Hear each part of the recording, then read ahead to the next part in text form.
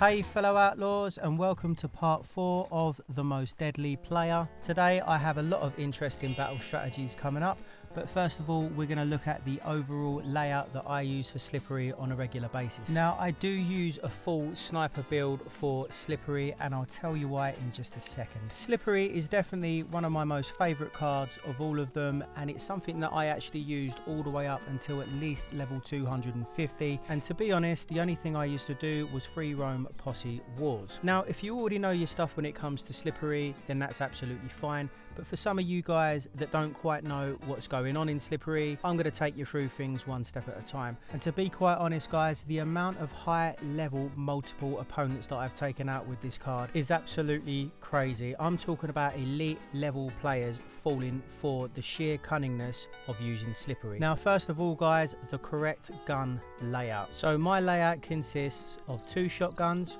1 Lancaster repeater and the Carcano rifle. And I know a lot of you guys are going to be sitting there thinking, why has he got a Lancaster? Well, I'll come to that part. Now next is the ability card layout that I use for Slippery, and as I mentioned before, I'm going for the full sniper build.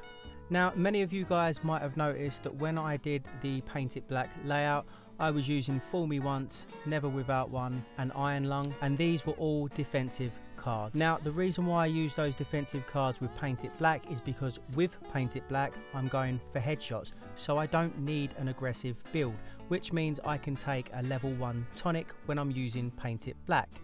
Now what we're doing here guys is we're really flipping that on its head. So guys, when you're using an aggressive build like this, I would recommend taking a level 2 tonic or anything higher. We are however still going to be using Never Without One to protect us from other snipers. For me, Sharpshooter is beneficial because it gives out more damage and you receive less damage. And Peak Condition is excellent for all the running around you're going to be doing and also dishing out more punishment. Now the good thing about Slippery is 9 times out of 10 you're looking for a way to outsmart your opponent, so we're going to take a look at the settings, and this is going to make it a lot easier for being able to trick your opponent. Now first of all we're going to be looking at why we need to change the settings, and I'm going to demonstrate it right here. As you can see, I'm fighting my opponent mid-range. I'm using the Mauser pistols with Paint It Black.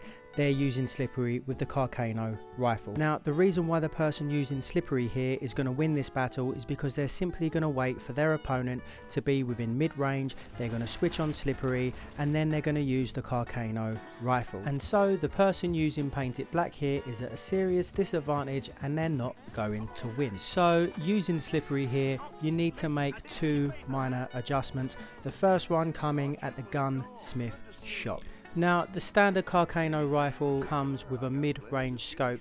What we need to do guys is we're going to take that down to the smallest scope that we can find.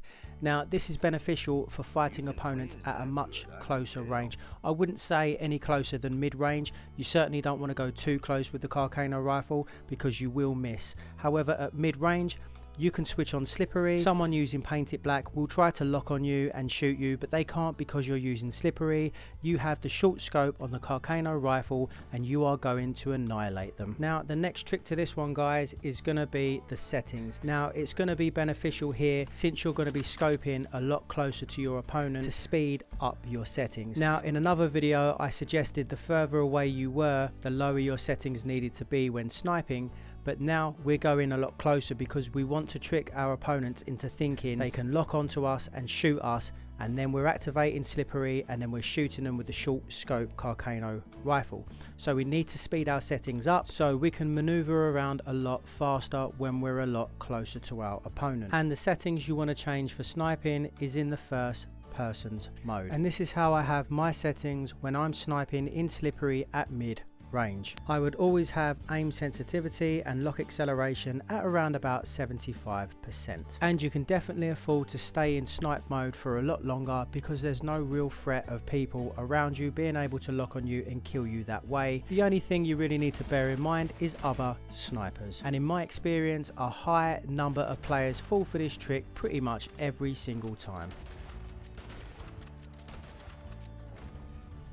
Now the next trick when using slippery is understanding the mid-range rule. Now if someone's using painted black, the one thing you want to do is keep them at such a range where their painted black won't do absolutely anything. Wait till they get close enough and you can use the shotgun on them. When you're using slippery, you need to be the one that's controlling the pace. If someone with painted black gets really close to you with the shotgun, they're going to be able to paint targets all over you. So you need to ensure that doesn't happen and just try to time it. When they try to shoot you, stay away from them. When they've started to use all the bullets in their shotgun, go closer, let them have it. Now moving on to more closer ranged weapons, first of all let's look at the Bolo. This is an absolute perfect way to incapacitate your target, and when you hit them with it there's not going to be much your opponent can do except for button bash. I mean, you can also use the lasso as well, but some people really view this as quite a dirty way of fighting, but it's a part of the game, it's in the game, so let's go for it. And there's certainly no better way to catch out someone using painted black. Now moving on, guys, since you don't need no head movement for using slippery, the most effective thing you can do is diving. If you time the dive perfectly, you'll get the kill every single time, and this is a huge nuisance for people using painted black because it gets irritating and it's extremely frustrating. Now make sure you let me know how you're getting along with the deadly spin, guys. Let me know how many you're up to and let me know if you're having any issues doing it. What I'm going to do is I'm going to do another breakdown of how to do a half spin to get everybody rolling on this one, because I do understand it's a process and it takes time. Now moving on to the trick behind using the Lancaster with slippery. This is the true art of deception. Now a lot of people using painted black and any of the other ability cards for that matter, because you're using slippery, it's going to put them off trying to lock on you at mid-range. Now the thing is, guys, the cheeky thing about this move is that you're the only person that knows when you're going to switch off slippery. They don't. So if you're already locking on the target, you're already aiming up towards the head, just flick off slippery, shoot them in the head, and then flick on slippery once again. It's like painted black in reverse. I guarantee you guys, if you master this move, it's one of the naughtiest things that you can do to other players to seriously f them off. Anyway guys, thank you very much for your support, and thank you to the people that are subscribed to the channel, and I'll see you guys in part 5.